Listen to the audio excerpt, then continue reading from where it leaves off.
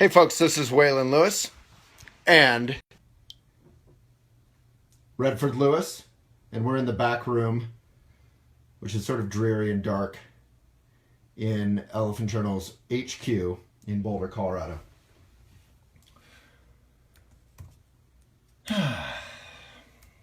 And we do these videos Monday through Friday at 11 a.m. They include a couple minutes of meditation, always, a meditation instruction, and we basically talk about whatever you/I can think of.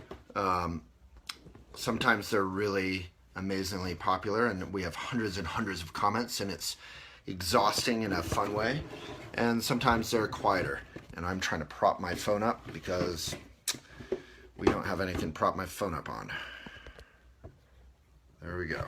So first of all, how are you and where are you? If you feel like leaving a comment, just say, hey, I'm Joe Schmo. I'm Josette Schmozette in Texas or the UK or wherever you happen to live. It's nice to make a connection. Yesterday we had, I think, more than 200 comments, which was our most popular. And if you feel, Jeremy, in Tampa, Florida, or anyone else, like saying, what was the most mindful moment of your last 24 hours? It's always fun. You know, was it looking at the stars? Was it playing with your kids? Was it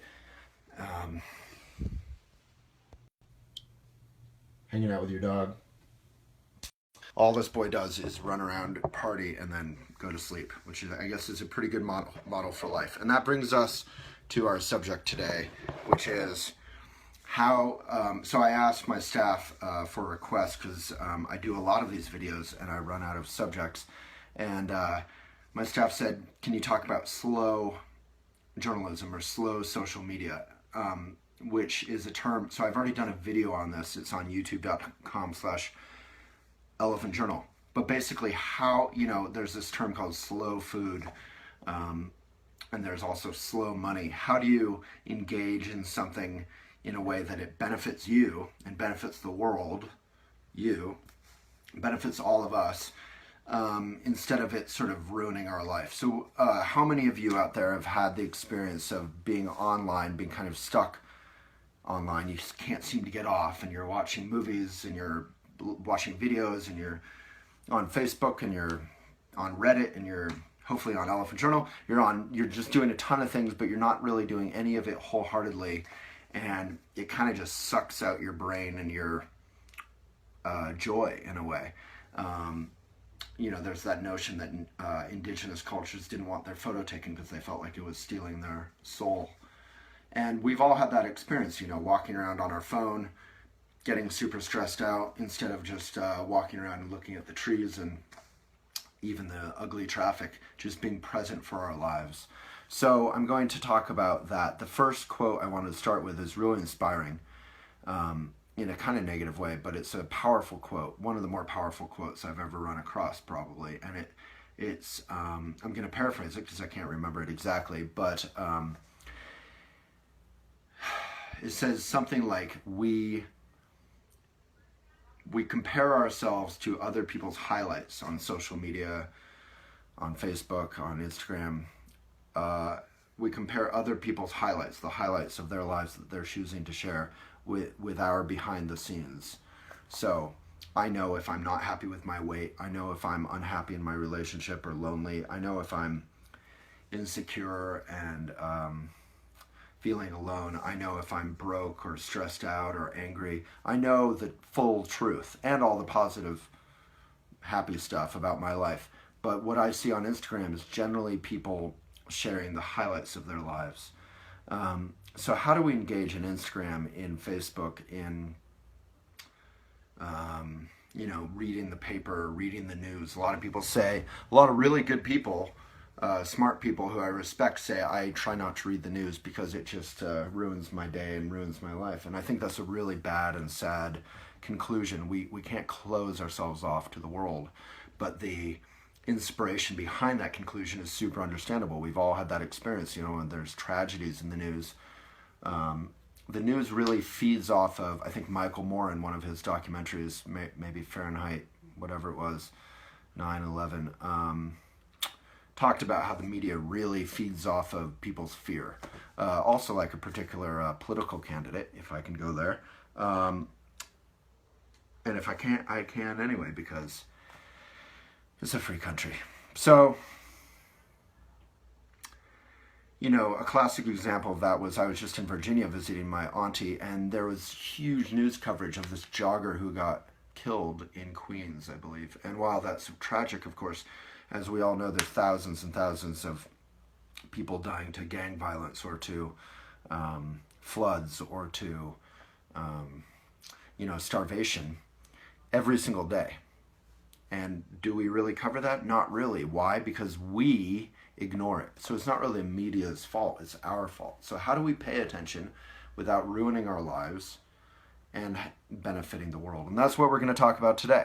And if you have any questions or ideas, if you want to make this interactive and fun, I want to make it fun. I don't want to make it a drag. Yesterday we talked about sex or relationships or something like that, stress, and it was actually really fun. People really shared a lot of personal stuff. So if you have any issues with the news media or with your use of the online world, interestingly, I read an article yesterday about how bookstores are gaining in popularity, even independent bookstores, partially because many of us want the refuge of just a print book without, right now on Chrome, on my laptop, I have 100 tabs open or something. And I use the Great Suspender, which I recommend to all you Chrome users, so it keeps my computer running well. But, it's chaotic, and reading one article out of those 100 tabs still gives you a feeling that there's like 99 tabs just waiting to talk to you. So I get that we want to use the old-fashioned paper books. Sadly, as many of you may know, paper books are no longer paper. They're often plastic lined. That filmy kind of almost new car smell that you get with books is plastic, which is low-level toxic. It's an environmental toxin. I just wrote a book called Things I Would Like to Do With You, and it's not around, but maybe some of you know it, and whether you like it or not, that's up to you, but it is 100% paper. It's compostable. You can recycle it at the end of the day, and that's how all old books are. So I just really want to put a plug in to people. If you're going to buy a book, buy a used book. Support an independent bookstore. Try and avoid the plastification of books. All right, so keep saying where you are, what the most mindful moment of your day, of your last 24 hours was, and if you have a comment about how to use Facebook or Relephant or any of this stuff in a mindful way that benefits your life and is fun and doesn't suck the life out of you, leave it and I'll discuss that. So, yeah, I think, the Buddha talked a lot about a middle path. So one extreme would be like, I don't want a smartphone. I'm going to limit my children being able to watch TV or anything like that. I think Instagram and all that is evil because it's just people showing off how hot they are or whatever. And there's truth and all that's fine. And then the other extreme is like, I'm going to walk around on my phone and kind of, I'm going to just be in front of a screen 24 hours a day. A month or so ago, I was hanging out with a friend who was a bit younger, and she was just staring at a phone like 3 inches away the entire time we hung out. And I kind of very quickly made a policy for myself and for her that I just wouldn't talk if she was staring at her phone. Because she was sort of in the habit, somehow everyone in her life was fine with her staring at her phone and sort of half interacting and not making eye contact. I'm just not down with that. Call me old-fashioned, but I like the old eye contact. On the positive side, this new media stuff, like I just met with this lady who runs a Firefly handmade market in Boulder. She markets through social media. It supports artisans and craftspeople. Elephant Journal can be read in Mongolia 1 second after we publish a blog. So there's this freedom of communication. And, I'm vegan. If you're an animal rights person, animal rights is really blossoming right now because it's so easy to share these stories in a way that people can connect with and care. Same with organic foods or any kind of civil, nonviolent disobedience or activism. You can, Bernie, Howard Dean, Obama, those candidacies were made possible by small donations, even on some level, Trump is getting a ton of small donations. Although obviously he could self-fund it if he wanted to, I assume. But small donations are hopefully a healthy, although not significant enough, way to counteract the effect of Citizens United. So there's a lot of good and bad. I love to read the New York Times on my app. Tinder is a great example of something that's super speedy and shallow, but at the same time helps people connect. Match.com, OkCupid, all that kind of stuff. Alrighty, so it's neither good nor bad, it's both. And how do we interact with it in a way that can benefit the world and ourselves? All right, I'm going to read a couple comments and then we'll get into it. Jeremy in Tampa. Woo. My flimsy little, I have my phone set up on boxes, which is not working very well. All right, get back. I'm Lauren, and I'm soaking up some beautiful sun in Central Florida. All right, Lauren, we are all officially jealous. One of our editors, Travis, lives in Florida.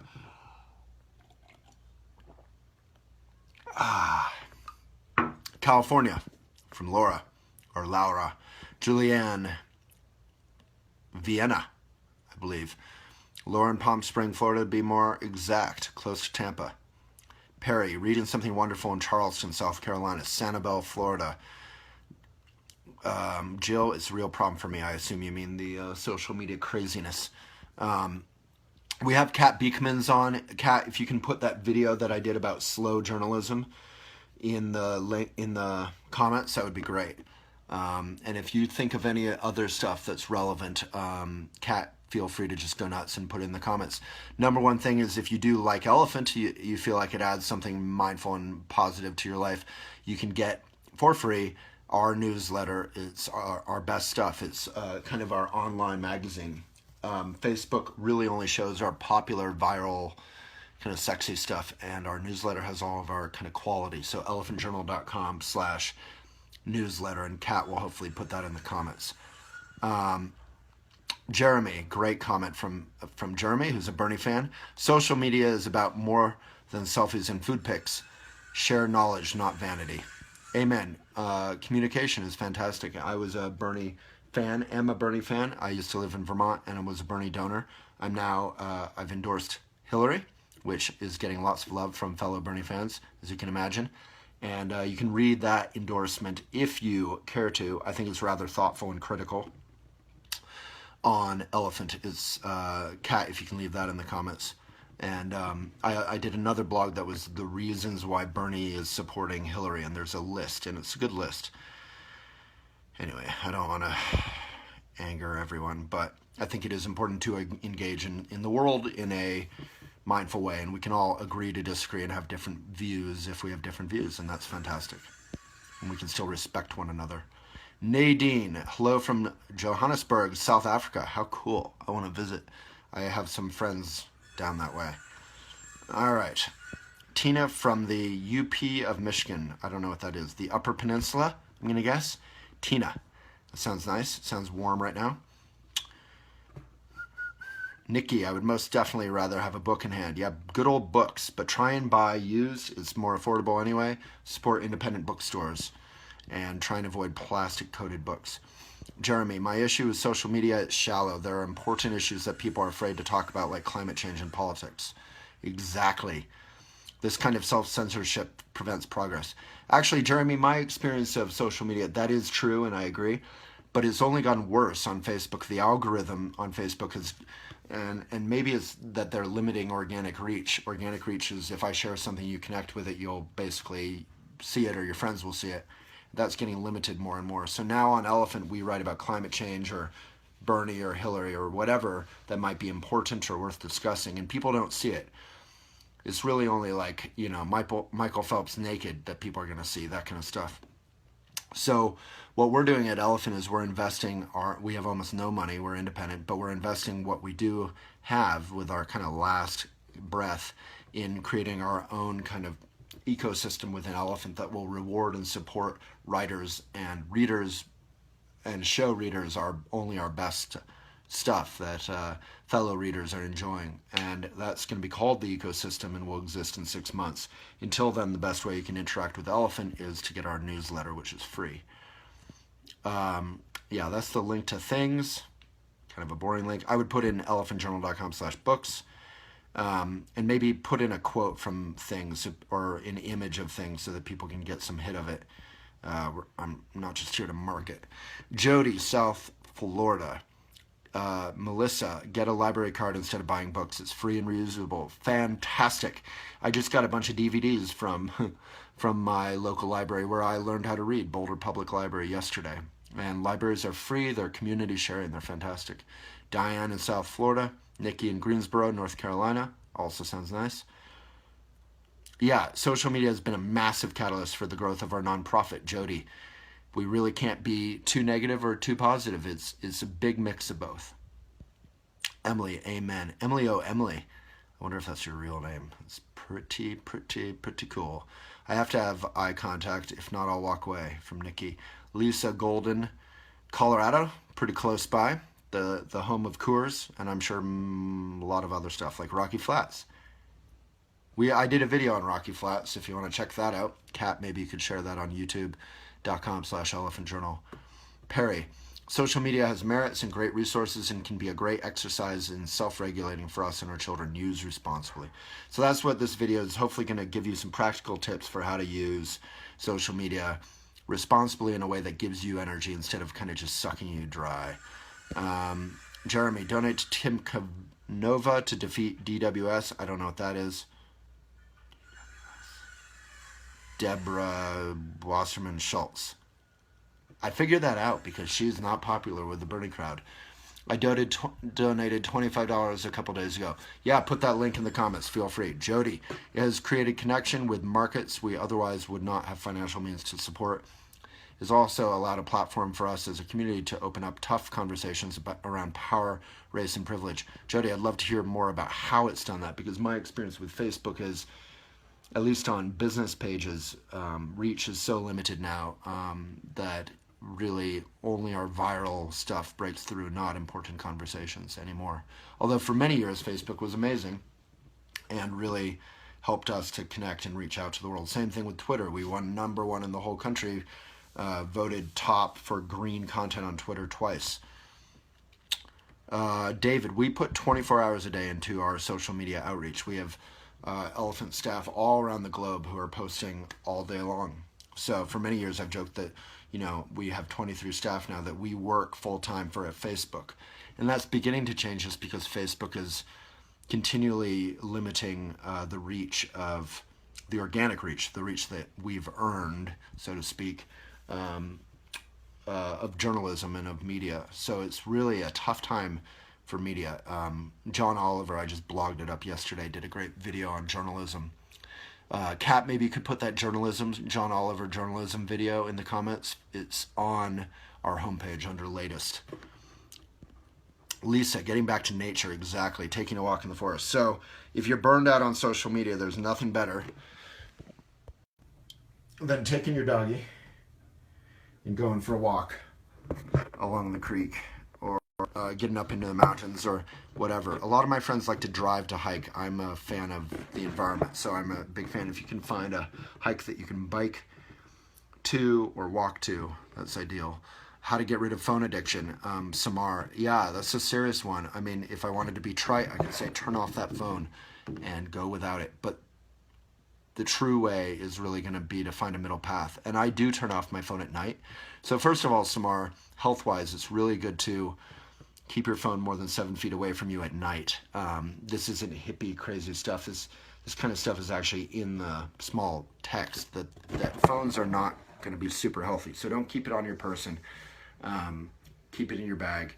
If you do have it in your person, try and keep it away from your heart, your genitalia maybe, and put it on at night. I use it for my alarm, but I turn on the airport mode and I put it a couple feet away, 7 feet away from me. I also don't read my phone in bed. That's kind of a little bit of a rule. Not because it's bad to read your phone in bed or something, but because basically When you first wake up, from a Buddhist point of view, it's considered a moment of openness and appreciating your life and relaxing. It's an opportunity to open up. So I wake up, I stretch, I take my dog out, I go to the bathroom, I brush my teeth, I meditate. Then I might read New York Times or check my texts. So I give myself a good 20 minutes or whatever before I kind of dive into all the to-do lists and you know who I am. There's this cool moment in the morning where you almost don't know who you are. Before you've had coffee, before you've thought about all your to-do lists, you just exist in the present moment, almost like you're a child again. And that's a beautiful thing that you can protect. And like Lisa Wyatt said here, I'm going to like your comment. Getting into nature is one way to make that happen again. All right, I really need a stand. Okay, so Samar, is that helpful at all? I think honestly, going for hikes, going for things without having your phone, never multitask with your phone. So if you're going to be texting, just pull over on the side of the road.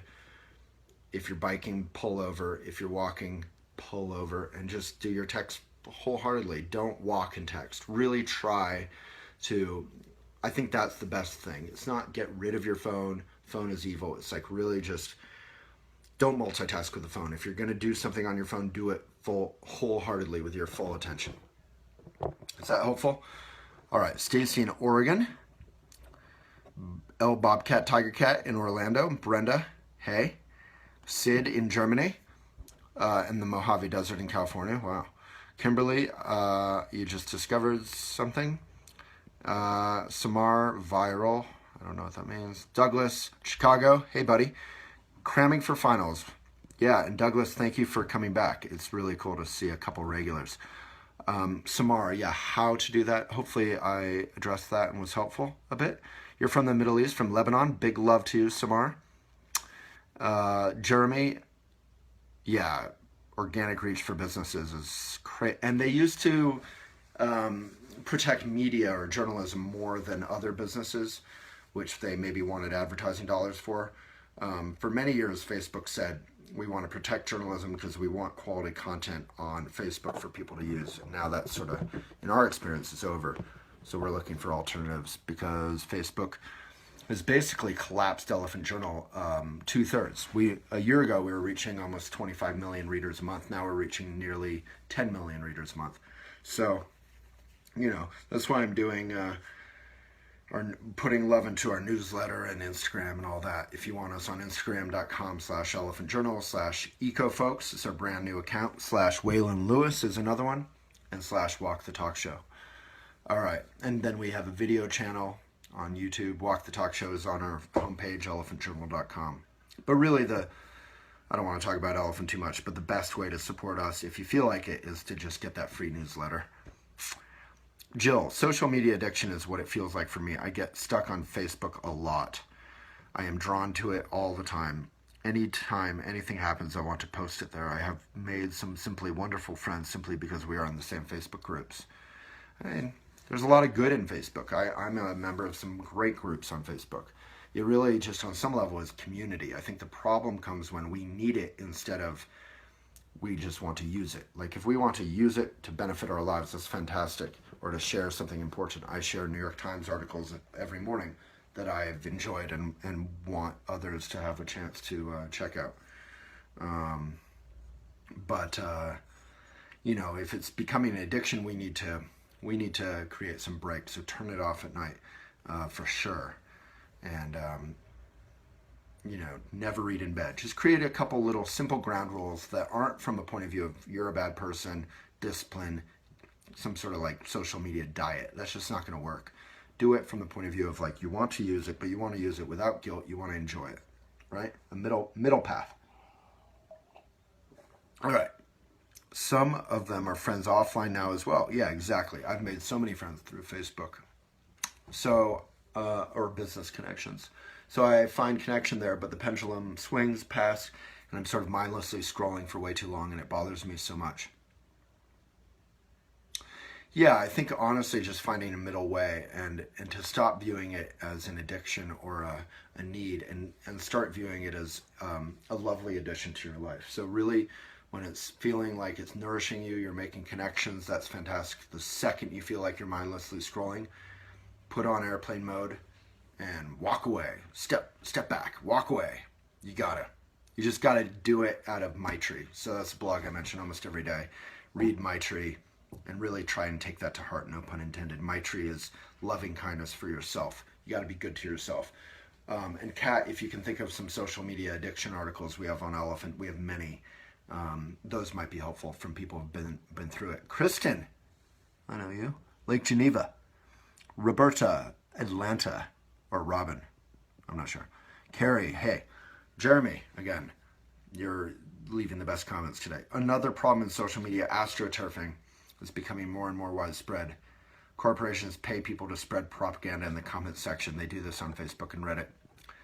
Yeah, I mean, douchebags are going to be douchebags, you know. But the truth will see its way through. I mean, all of politics is like taken over by Bernie fans, it seems like, on Reddit. And Bernie was able to overcome, you know, an entire system, including people like myself who wanted to maybe support him on some level, but didn't believe that he actually could. I mean, I loved him for a long time before I started saying, wow, he actually has a chance. And anyway, I think he was a very positive story for America. Elephant Journal, please join the Thrive movement. What on earth will it take? On YouTube, 2 hours, 12 minutes. Learn who is running the world and how to rise against them. I have no idea what you're talking about, but it sounds interesting. Felicia, love hiking. Yeah, please watch that John Oliver journalism video. And if after watching that you're inspired to subscribe to Elephant, we're only like $1 a month. And that helps us be able to pay more and more writers and pay our editors well.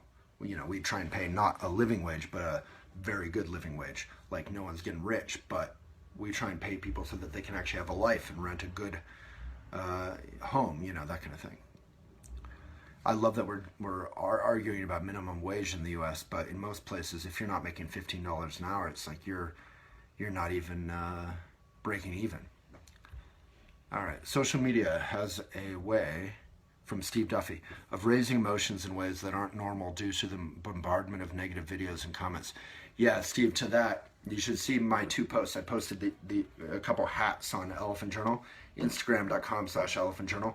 We did a new Clinton one, and we did a new Obama one, and I posted those, and the hate, particularly on the Clinton one, was amazing. And there's really no excuse for that. It's fine to dislike Hillary, it's fine to not vote for Hillary, but the hate is another thing. And that's not helpful. It was out of control. So then I posted up a third post sort of about who we are and how we're going to deal with that kind of hate. And that, ironically, got a ton of love. But if you want to see how hateful, mindful readers of Elephant Journal can be, just see their reaction to my Hillary Clinton hat on Instagram.com/Elephant Journal last night. All right, I'm guilty myself of this, from Steve, of allowing the empath in me to be affected by it. And lately I've been trying to figure out how to purify this for my own mental health. I don't really want to stop social media because it connects me to the world in ways I cannot otherwise, but this is a challenge. Great conversation here. Yeah, so Steve, fantastic. So here's the deal. A lot of the comments on that Hillary Clinton hat were saying, stay out of politics. I come to Elephant for an escape and for spiritual inspiration. And my reply was, we've always covered politics. Politics are part of life. We don't have to cover them in a partisan, hateful way. I may not like Trump, I may not be voting for him, but I don't have to be hateful toward him or his fans. I can just explain why I don't support him, and I can also give him compliments if he ever does anything that I do support on various issues. He does buck the sort of GOP overall, and same with the GOP. There can be things about the Republicans that I do admire and do support, and there are things about Democrats that I am critical of. So, you know, it's important to just be honest and open and transparent and loving. And loving doesn't mean you have to be nice all the time, but it does mean you have to be respectful. Lindsay. So, Kat, that's a quote for Lindsay, maybe.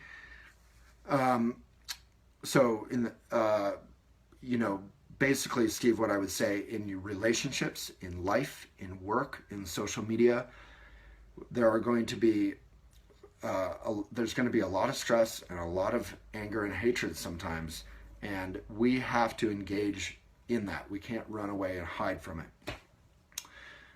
We can, but it honestly doesn't work. So how do we engage with that stress in a way that still kind of protects our empathic heart, our empathy, and doesn't destroy us? I mean, I have to say that after dealing with those comments on that Hillary post on Instagram.com/elephantjournal yesterday, I felt really shaky. I felt wounded. I felt depressed.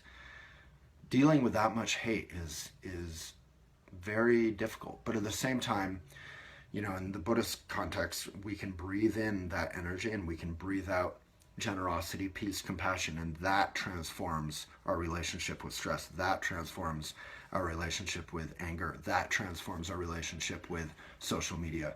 So, you know, meditation isn't just some spiritual thing. Meditation and spirituality are for life. They're to teach us how to deal with that kind of aggression. And you know, we all have that aggression in us.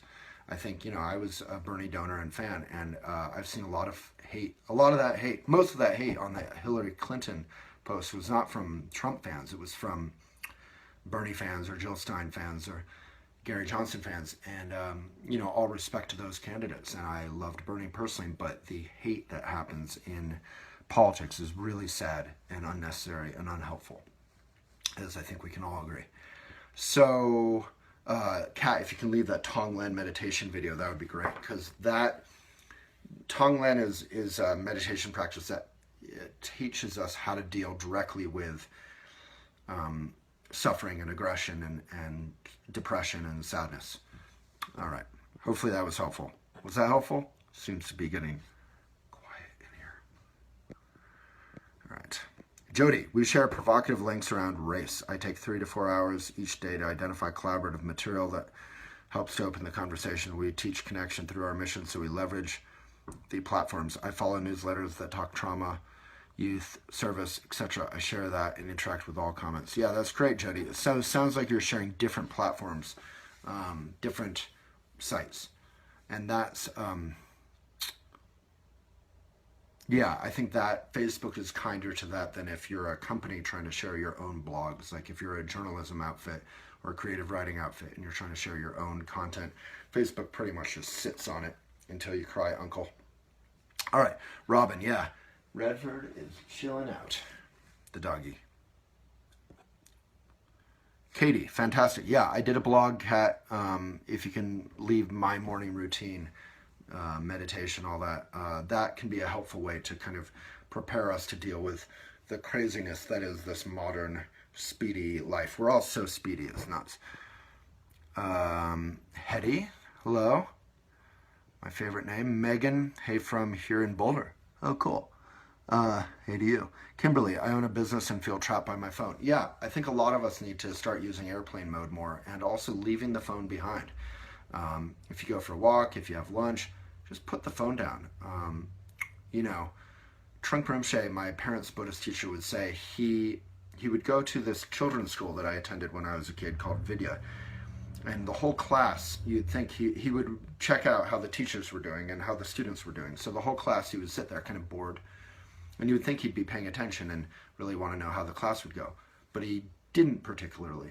At the end of the class, when the bell rang and everyone packed up and ran off to the next class, that's when he would sit up and he would pay attention. And the teachers asked him about that and said, why are you so engaged in the transitions, but during the class you don't seem to be paying attention that much? Shouldn't it be the opposite? And he said, the transitions are where you see where people's minds are at. In a class, people can kind of hide and pretend they're paying attention. In the transition, you see their speediness, you see their overexcitement, you see their nervousness, you see their, you see where their mind is at. And so I think, you know, I always joke that anytime anyone goes to the bathroom, if you're having lunch with someone and someone goes off to the bathroom and they come back, the other person's on their phone. Not because there's some urgent thing to do on the phone usually, but because we're speedy and insecure and we don't want to have that moment of gap. We want to fill the space. So one of the most profound lessons I've ever learned growing up Buddhist was don't fill the space. And that's it. Don't fill the space.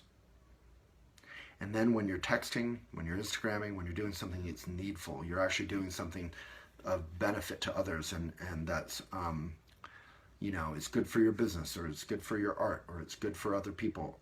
You're talking about, I take a lot of boring photos on Instagram.com/Waylon Lewis of overuse of plastic and stuff, and that doesn't get thousands of likes because it's not some yoga girl in a bikini on a beach, but it is important to me, and I like to talk about that stuff.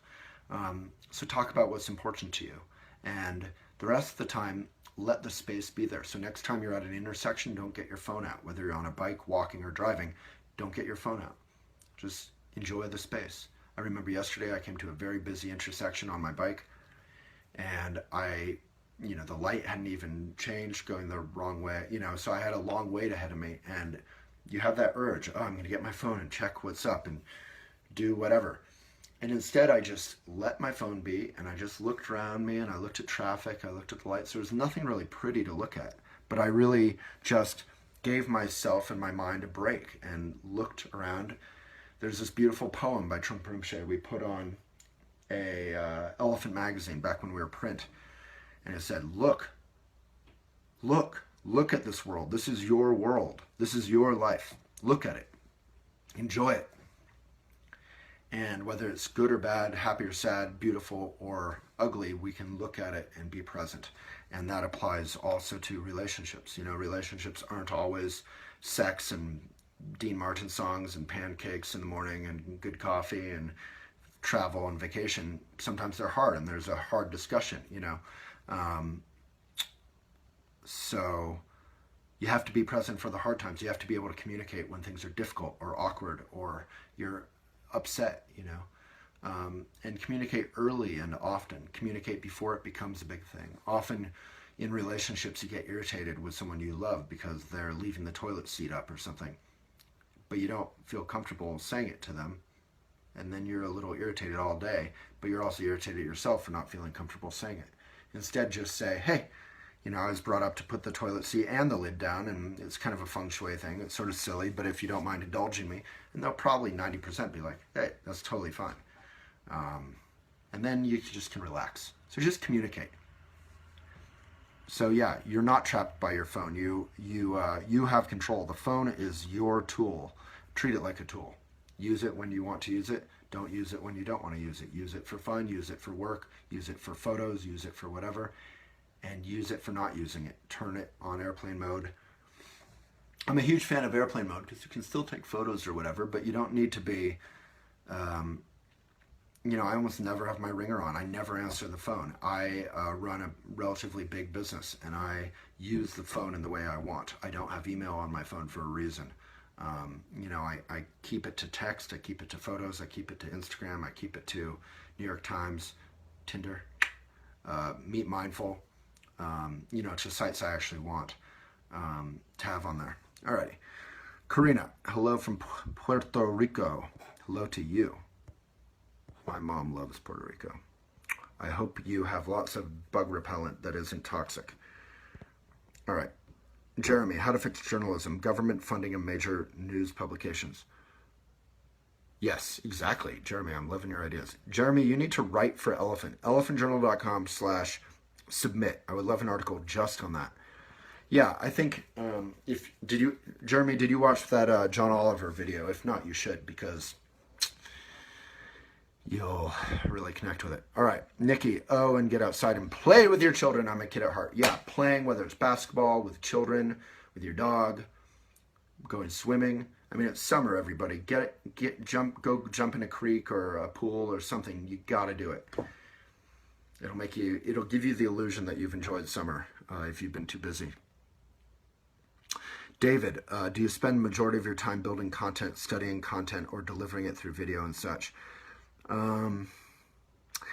I personally spend the majority of my time sort of running Relephant, which means a ton of meetings and a ton of different things. But, 80% of our staff are editors. So we spend the majority of our time editing articles so that they're ready for the big public, our readership, and then sharing them on social media. But again, the best way to connect with Elephant would be our newsletter, which you're not asking, but get our newsletter. It's free. elephantjournal.com/newsletter. I hope it's in the links. Yeah. All right. Yeah, Kat, if you don't mind putting the links to all of our Instagram channels, that would be great, as well as the newsletter, which you probably already did. Jill, I try to get conscious about it and click off. I've been working on that. I ask, is this serving me right now? And then make a move to do something else. Jill, that is fantastic. Yeah, it's just practical. It's like you want to protect your life from your phone, basically. You want to use your phone so that it adds to your life, but you also want to protect your life from your phone. And I've certainly gone on Instagram journeys that are like half satisfying because you're seeing amazing photos, and half like, where did my 40 minutes go? Jesse, yeah, thank you. Love my honesty. I agree about the positivity Bernie brought. Yeah, I was a big Bernie fan. Am a big Bernie fan. And I am also, despite some criticisms and reservations, I am definitely not voting for Trump, and I am definitely voting for Hillary, and I'm fine to have a respectful conversation with anyone who disagrees with that at any time. And you can do that in the comments on my endorsement of her if you like. I'll be looking there. Hopefully that endorsement is in the comments. I'm sure it is. All right, Kristen, it is awesome as always listening to you.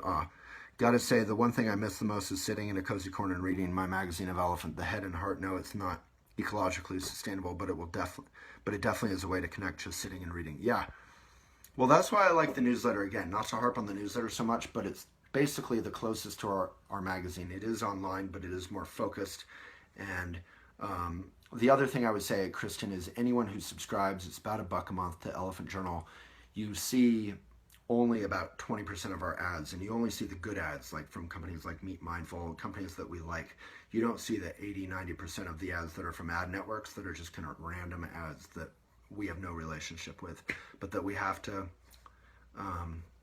host so that Elephant doesn't go out of business, because only like 2% of our readers or whatever are going to subscribe. So, we have to be able to pay for 100% of the visits, and just hosting Elephant, just financially, technically, is well over, I think, $10,000-$20,000 a month, including our web maintenance. And we're just, and the servers, we're just doing basic stuff. We're far from high tech. So it's expensive to run Elephant. And then, 80% of our income goes to staff, as it should, to pay for their lives and get them out of, get them into a healthy middle class or hopefully better situation. All right. Yeah, the magazine was fun. I was talking with someone about it. And we did print on state-of-the-art eco paper. The problem is that bookstores and grocery stores, etc., throw away something like 80% of magazines. Or if they recycle it, that's super energy intensive. It's been shipped around the country 6 times, and then you have to extract the ink and recycle it, and it degrades the paper, and ink is toxic, and it's a bad... I write about that in my book. We did my book in a sort of state-of-the-art eco way that very few people have bothered to do. And I published it independently through Elephant because no publisher, other than maybe Chelsea Green, who I love, really cares about the environment enough. And I think even Chelsea Green maybe has some of those plastic covers, but I do not know what I'm talking about, and I hope I'm wrong. Carolyn, Bernie introduced a Vermont mindset to America, my home state. Been thinking that way, even though you can't vote for him. That's what is the takeaway. He was honest in the best way. What I would say about Bernie is that because of Bernie and everyone who supported him, the Democratic platform, which is Hillary's platform, is the most progressive in history. And that's what I wrote about in that blog. Hopefully Kat put in the comments reasons why Bernie is supporting Hillary. So even if you don't love Hillary, you can love that platform. And if you care about climate change or Supreme Court justices, there's a long list. Healthcare, Obamacare will be bye-bye and will not have a chance to be improved unless Hillary wins at this point.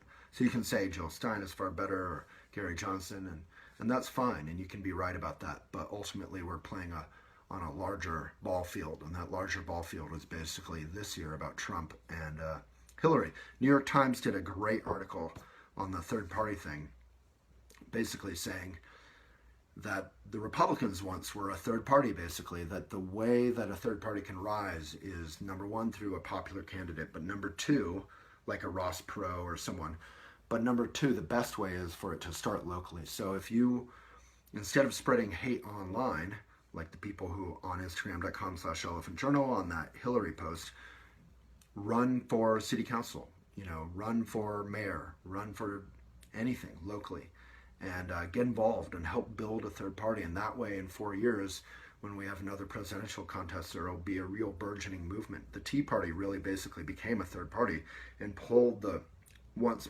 relatively moderate GOP way to the right, kind of off the edge of the earth. And, I like to think of myself as a moderate liberal. I think I probably would have supported many things that past Republican presidents have done.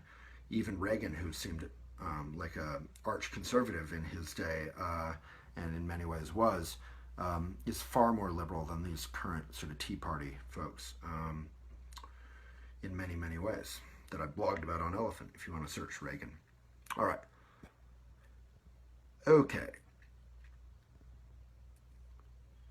Yeah, Jeremy, I definitely want to run for something, so maybe I should check out this brand new Congress. All right.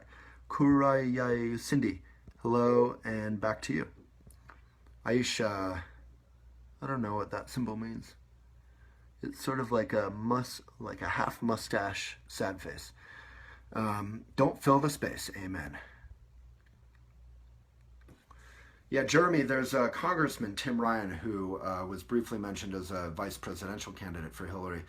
I have a video with Tim Ryan or two on youtube.com/Elephant Journal, and he's really been pushing for mindfulness to be available in the military, mindfulness to be available in schools, mindfulness to be available in healthcare. It's great for PTSD, it's great for children, it's great for health. So I would check out his work, and he has written a fair amount about that. My video with him hopefully is fun. It's in my living room, and it's on youtube.com/Elephant Journal. Kat, maybe you could put in comments. Don't fill the space. Jane Goodall, that's a good name. Hetty, yes, we do these videos every day at 11 a.m. or a couple minutes after 11 a.m. MST every single day. Well, Monday through Friday. And then I do shorter, more organized, less interactive videos on youtube.com/Elephant Journal, where I've interviewed Deepak Chopra and Michael Pollan and Joel Salatin and Bill McKibben, and congressmen and governors and all kinds of cool people. Yes, I mean, Karen, you're basically talking about chilling out and meditation, and I really agree with your comment. We need to spend some time every day quiet, uninvolved, no TV, no music, no talking. I mean, even driving, people listen to music nonstop, even in a way that they can't. Like, I was just driving around Virginia with my aunt, and the music would always be on, which was fun, and we were singing to it sometimes. But sometimes the music would be so quiet, or the radio would be so quiet, you couldn't hear it. And I was like, let's just turn it off and enjoy the space. You don't have to fill space all the time. We were so distracted. See people out to dinner and never talk, always on their phones. We have lost the ability to converse. Yeah, so, that's another great practical tip. When you're at lunch or dinner or whatever, have your phone. If it is on the table, have it upside down. Have it on airplane mode, or put it in your bag and really give that person some presence. Awesome, Jeremy. Yeah, the journalism one's brand new, but maybe you've seen it. Tatiana, I have a phobia where if I put my cell phone on airplane mode, lower the ringer, I will miss some kind of important call or miss some kind of emergency family related. Yeah, I mean, a lot of people will say that. And what I would say is, you're kind of answering your own question. That's a bit of a phobia instead of a practical thing. If you have to have your phone on because of children, because of various situations, that's fine. But, at least at night, give yourself a break. You really, people in the 90s didn't have cell phones, right? In the 80s, whatever. And yet somehow the world went around. So I have my phone off at night. There's no emergency I'm going to be able to solve at 2 a.m. If you have children, if you have some mitigating circumstances, I get it. I can't speak for you. but really try and give your mind a break, and then ultimately you'll be more available and more present for your family and less wrapped up in a phobia or a fear. Well, Luna, you should, so thank you. You love reading our newsletters. I wish in Europe we had the same kind of people that would write about such great topics. So we do have European writers, but we would love more. And please write, be an example, lead the way. elephantjournal.com/submit. Yeah, exactly. Jill, those are the moments I hate when you're looking at great photos on Instagram or something, but then 40 minutes go by and you're just, you've like half ruined your day. Sid Chevalier, cool name. A great study in the art of living in the spaces instead of trying to fill them up can be found in the philosophy of Andy Warhol, From A to B and Back Again. So cool. I've never thought of that. Andy Warhol was very much a finder of beauty. At one point he states, "My favorite piece of sculpture is a solid wall with a hole in it to frame the space on the other side." So brilliant. That sounds like John Cage almost. I really encourage everyone here to read it. Thank you. Maybe you could blog up about it and kind of just copy paste what you just wrote, blog up about it, and link to it on elephantjournal.com. Then we can get thousands of people to read it. Just send it into elephantjournal.com/submit. Patty, love Elephant Journal. Thank you. Well, I think I'm done with all the comments. So let's do 2 minutes of meditation, shall we? And actually walk our talk, or sit our talk, or stand our talk. So if you're standing or sitting, that's fine. Just root your sit bones, root your feet. You can kind of go back and forth. I'm trained in the Buddhist tradition. You don't have to be Buddhist to do this. So take a great posture and then relax. Great posture, shoulders up, back down, and then relax. Find your breath in and out. Let's just breathe in and out consciously a few times.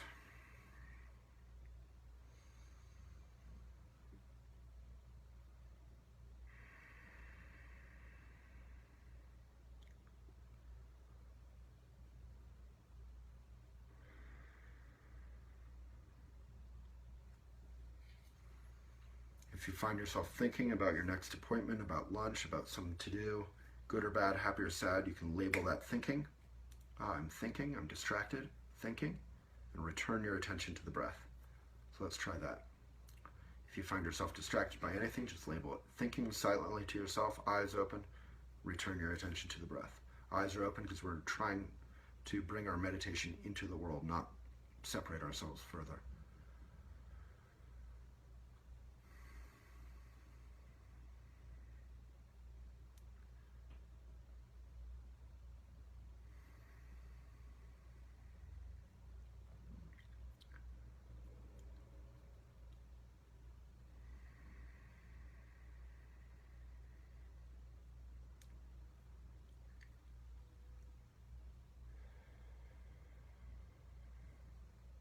Okay, thank you so much. If you do that first thing in the morning and right before you go to bed, you'll be giving yourself the gift of not buying into your storyline, your stress, your neurosis, and being able to be present.